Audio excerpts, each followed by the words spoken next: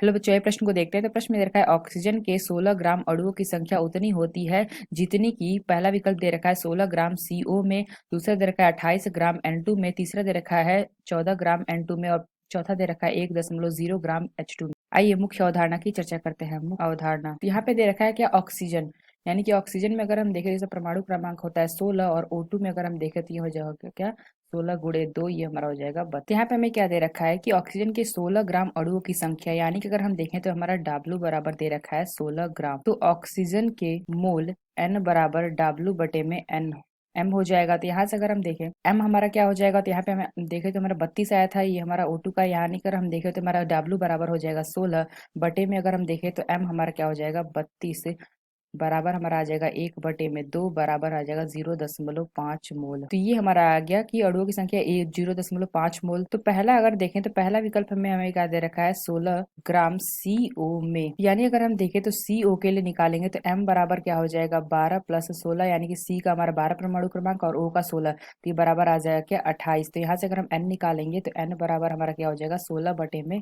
28, तो ये हमारा आ जाएगा 4 बटे में 7। और दूसरा देखा 28 ग्राम N2 में, तो अगर हम देखें तो B बराबर, अगर हम देखें तो B बराबर हमारा 28 दे रखा है, यानी W बराबर क्या हो जाएगा 28 ग्राम। यानी अगर N2 में अगर हम देखें तो N2 में M हमारा निकालेंगे तो ये हो जाएगा क्या N2 यानी कि 2 × 14 हो जाएगा, तो बराबर हमारा आ जाएगा क्या 28। यानी अगर हम देखें तो N बराबर हमारा क्या आ जाएगा W बटे में M, तो ये हमारा हो जाएगा 28 बटे में 28, तो बराबर आ जाएगा 1 मोल। तो दूसरा हो गया। तीसरा में क्या देखा है 14 ग्राम N2, तो यहाँ पे अगर हम देखें तो तीसरा हमें दे रखा है W बराबर दे रखा है 14, तो M बराबर हमारा क्या हो जाएगा N2 यानी कि 28, तो यानी अगर हम देखें तो N बराबर आ जाएगा W बटे में M, तो ये हमारा आ जाएगा 14 बटे में 28। तो इसको हल करेंगे तो आ जाएगा 1/2 यानी कि 0.5 मोल। तो डी क्या दे रखा है, डी दे रखा है 1 ग्राम H2 में। तो अगर हम देखें डी यानी कि तीसरा चौथा देखें तो चौथा में क्या दे रखा है W बराबर दे रखा है 1 ग्राम, तो यानी कि H2 में निकालेंगे तो H2 का M बराबर क्या आ जाएगा 2, 1 बराबर आ जाएगा 2, यानी कि अगर हम देखें तो N बराबर हमारा हो जाएगा W बटे में M, तो ये हमारा आ जाएगा 1/2 यानी कि 0.5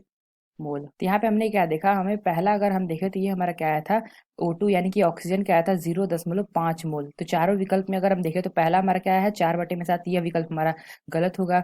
तो बी क्या दे रखा है, बी में हमें दे रखा है 1 मोल, तो ये विकल्प हमारा गलत है। सी क्या दे रखा है 0.5 मोल, तो ये विकल्प हमारा सही होगा।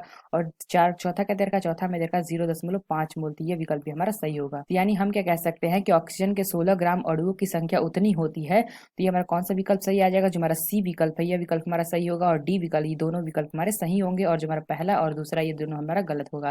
तो हम कह सकते हैं जो हमारा सी और डी दोनों विकल्प हमारा सही होगा, यानी कि इसका हमारा क्या है 0.5 मोल आया है। तो आशा करते हैं आपको समझ में आया होगा। धन्यवाद।